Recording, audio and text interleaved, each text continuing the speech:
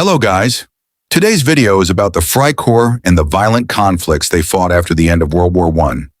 In this video, we'll first look at why the Freikorps were formed after Germany's defeat in 1918.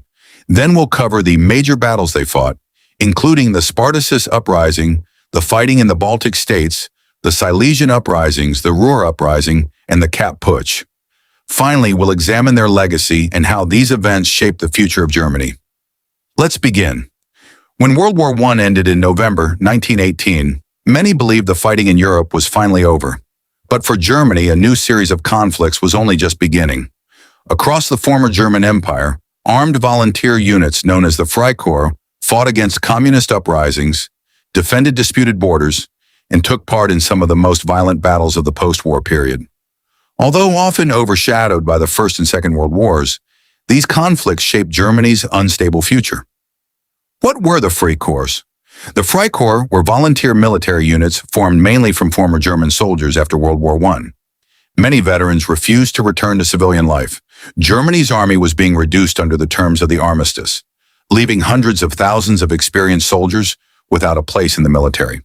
The new German government used many of these volunteers to restore order and fight revolutionary movements. However, not all Freikorps shared the same goals. While some simply wanted stability, many were strongly nationalist and fiercely anti-communist. The Spartacist Uprising. In a January 1919, communist revolutionaries attempted to seize power in Berlin. The German government called on the Freikorps to crush the uprising. Heavy street fighting broke out across the city. Using machine guns, artillery, and armored vehicles, the Freikorps defeated the rebels after several days. Thousands were arrested, and the uprising collapsed.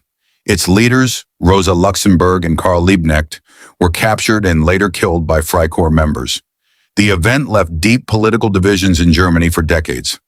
Fighting in the Baltic states, the Freikorps were soon sent east. In Latvia and parts of present-day Estonia, German volunteer units fought against the Red Army during the Russian Civil War. At first, they helped stop the Soviet advance. However, some Freikorps commanders hoped to establish German influence in the Baltic region instead of simply defending it. This eventually led to fighting against Latvian and Estonian forces as well. By the end of 1919, most German volunteers had been forced to withdraw. The Silesian Uprisings. After the war, the future of Upper Silesia became highly disputed.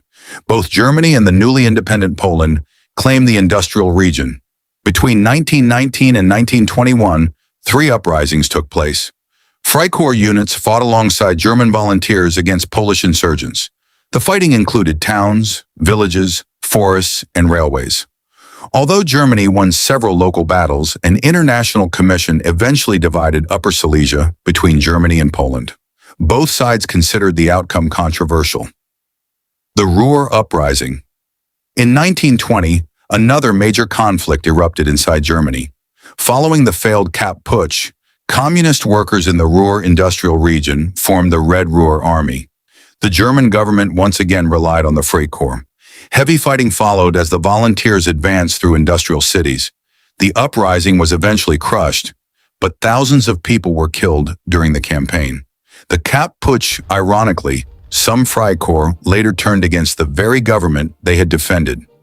In March 1920, several Freikorps units marched into Berlin in an attempt to overthrow the Weimar Republic. Known as the Kapp Putsch, the coup briefly forced the government to flee. However, a nationwide general strike brought Germany to a standstill. Without public support, the coup collapsed after only a few days. Many Freikorps units were then dissolved. Conclusion. The battles of the Freikorps were among the last military conflicts directly connected to World War I. They were fought in the streets of Berlin, the forests of Silesia, and the battlefields of the Baltic. These forgotten wars helped shape the future of Germany and Eastern Europe, leaving political scars that lasted for generations. Thanks for watching. If you enjoyed this video, don't forget to like, subscribe, and let me know in the comments which historical topic you'd like to see next.